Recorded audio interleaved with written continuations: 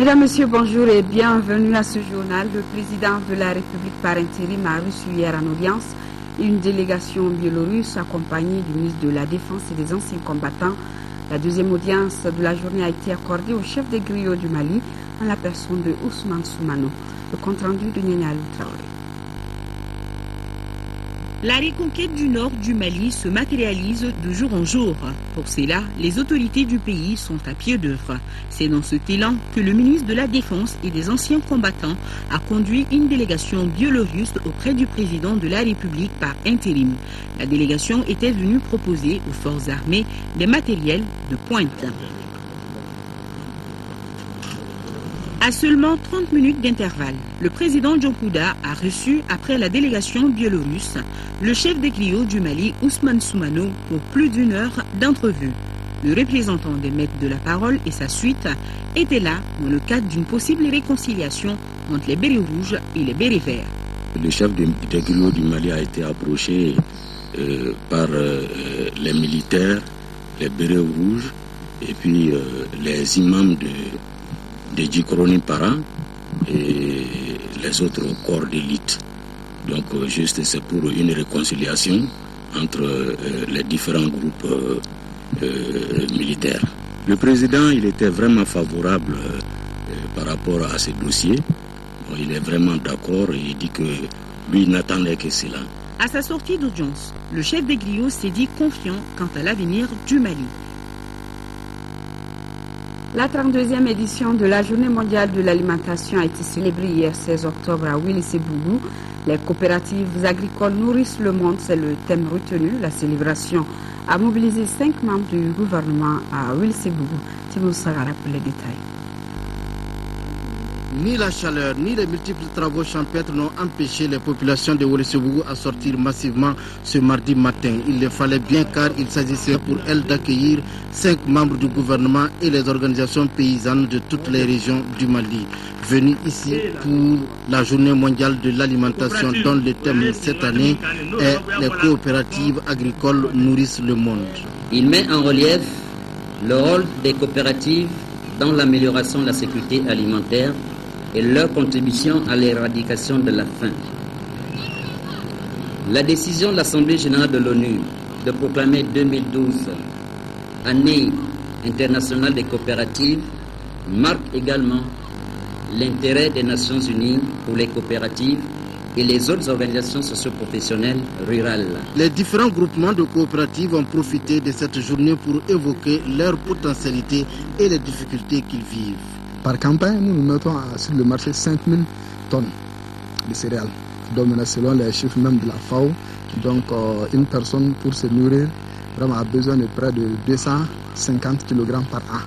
Donc, si je fais un calcul mental, donc 5000 tonnes, je divise par 215 kg. Donc, ça fait banalement 20 000 membres. 20 000 personnes que nous nourrissons. Selon Yass Samake, le choix porté sur sa commune pour abriter cette cérémonie est une marque de considération et cela interpelle tous les responsables locaux et les encourage à persévérer dans l'effort pour obtenir de meilleurs résultats. Les coopératives génèrent près de 100 millions d'emplois dans le monde, soit 20% de plus que les entreprises multinationales. En 2008, les 300 principales coopératives représentaient un chiffre d'affaires cumulé de 1 100 milliards de dollars américains. La journée a pris fin par la visite des stands et la démonstration culinaire. Agriculture, toujours en zone office du Niger, pas de blocage au niveau des travaux d'aménagement de 2500 hectares dans le casier rizicole de Béouani. Le constat a été fait par le chef de la délégation de l'Union européenne qui était sur le site. Richard Zonk a pu constater le bon déroulement des travaux dont le coût s'élève à plus de 13 milliards de nos francs financés par le Fonds européen Kandesila depuis Ségou. En visitant le site de Mbéouani, l'ambassadeur de l'Union européenne au Mali voulait s'enquérir de l'état d'avancement des travaux d'aménagement de 2500 hectares dans le bloc 2 de cette zone de production de l'Office du Niger.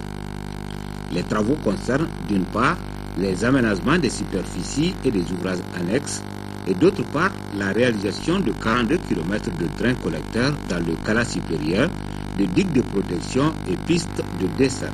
L'état d'avancement des travaux à nos jours est 66% sur une consommation de délai de 63%. Donc il y a une avance de 3% par rapport au délai. Le représentant de l'Union européenne au Mali s'est réjoui de l'effectivité de la mise en œuvre de ce projet qui permettra à l'Office du Niger d'augmenter ses superficies et du coup réduire l'impact de la pauvreté. Dans 6 mois, les travaux de drainage vont se terminer. Un peu plus tard, les travaux d'irrigation vont se terminer aussi. Ça va permettre d'augmenter la production du riz d'à peu près 10 000 tonnes par an, ce qui est une quantité énorme. Et ça va bénéficier au pays, ça va donner pour la sécurité alimentaire et ça va promouvoir l'agriculture de petits paysans. Notons que le projet d'aménagement du bloc 2 de Mbéouani est un programme mis en œuvre conjointement par le gouvernement du Mali et la Commission européenne. Le projet se situe dans le cadre du 10e FED. Son coût est d'environ 13 milliards de francs CFA. Auparavant, les responsables du bloc européen s'étaient fait une vue d'ensemble sur l'Office du Niger à travers une projection qui s'est déroulée à la direction générale de l'Office du Niger. Actualité hors de chez nous au Gabon, premier bilan après 3 ans d'exercice du pouvoir par Ali Bongo. L'objectif du président gabonais est de faire de son pays un pays émergent d'ici 2025 en favorisant la transformation et l'industrialisation.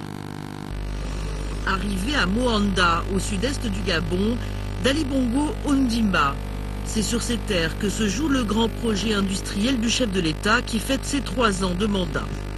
Son objectif, faire du Gabon un pays émergent d'ici 2025, en favorisant notamment la transformation locale des matières premières. Ce sera bientôt possible avec la construction d'un énorme complexe métallurgique, œuvre du groupe Eramet et de sa filiale Comilog, qui produira du manganèse métal. Pour que tout fonctionne, il fallait un barrage hydroélectrique.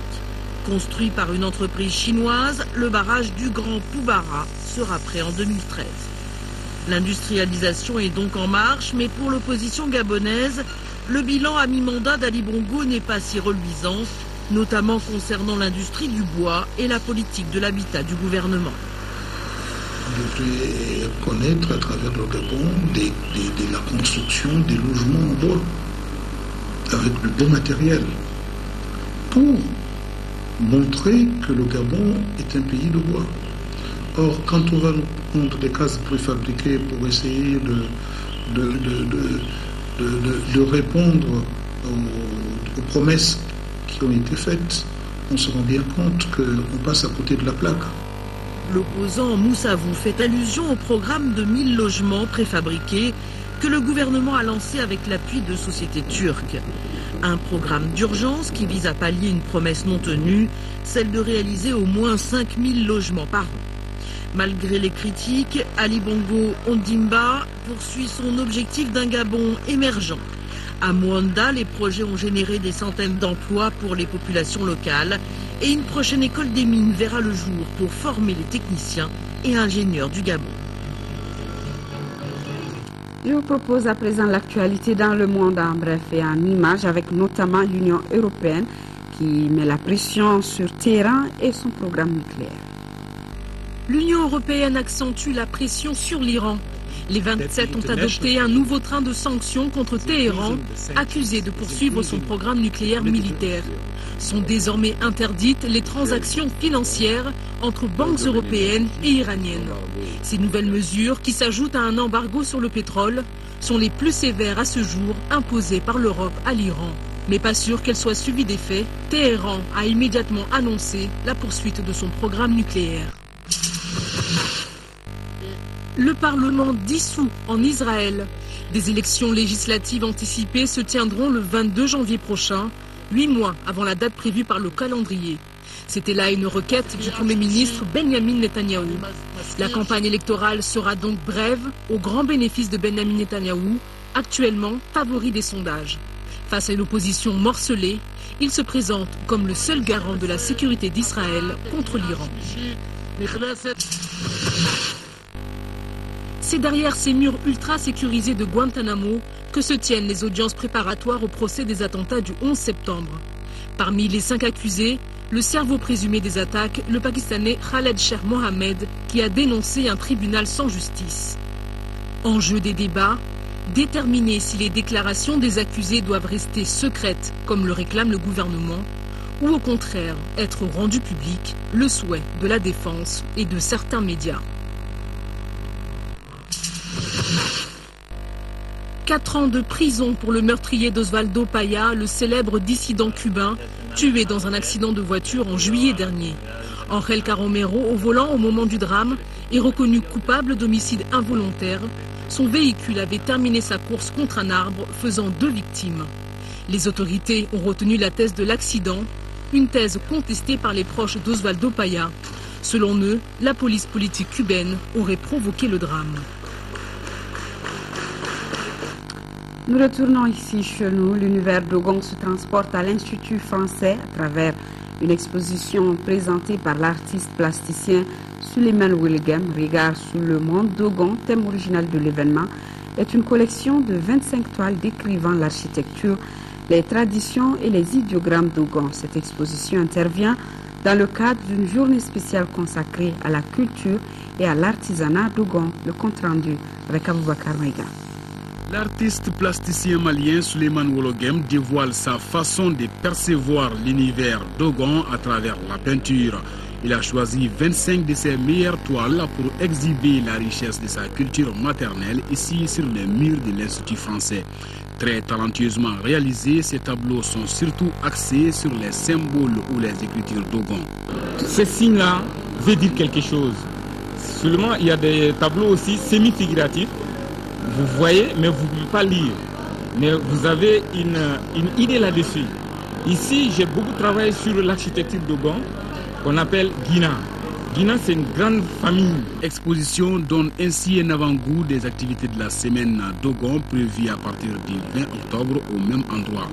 Occasion pour les quelques rares touristes de se rapprocher de l'univers Dogon. Il n'a pas fait juste une photocopie de ces objets, mais il a utilisé ça dans une composition pour donner une nouvelle dimension à cela. Et c'est ce qui est intéressant. Quand je vois certaines photos, tout de suite je comprends. Mais ceux qui ne sont pas là aussi, ça les informe aussi et ça peut les inciter d'aller voir qu'est-ce qui est le vrai pays Dogon. Il y a toujours une fascination des Français pour la culture Dogon. On l'a vu avec l'exposition l'année dernière à Paris, qui a eu un grand succès au musée du Quai Branly. Là, malheureusement, en raison des circonstances, comme l'a dit Lucien Roux, on ne peut pas aller en pays Dogon, donc on le fait venir un petit peu à nous. Et je crois que ça séduira quand même une bonne partie de la communauté française, mais pas seulement.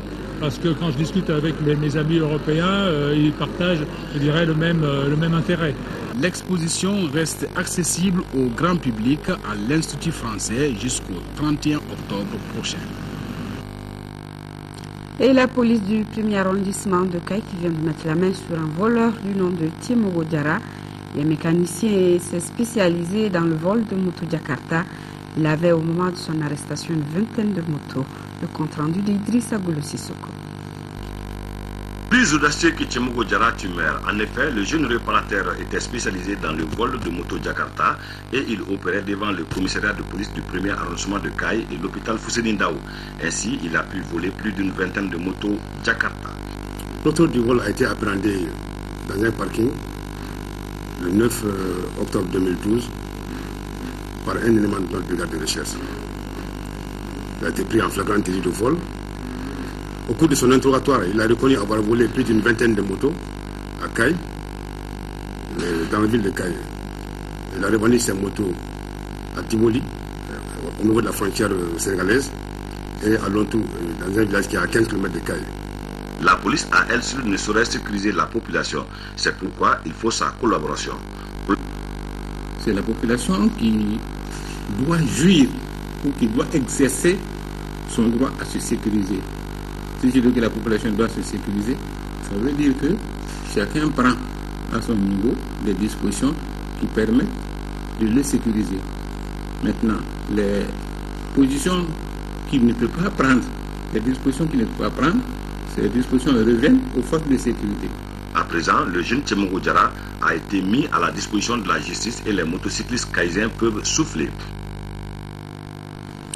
Et sur ce s'achève cette édition, 18h-20h, une présentation de Daisy Soko. Merci de rester de cœur rédaction avec nos parents des régions du Nord vivant sous occupation. Ne les oublions pas. Merci. Et à demain 10h.